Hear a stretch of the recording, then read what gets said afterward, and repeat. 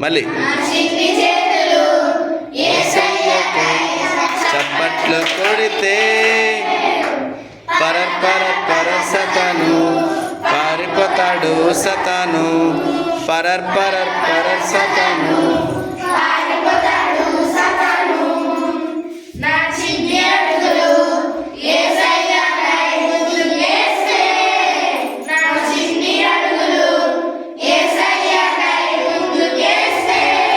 సతాను పారిపోతాడు సతాను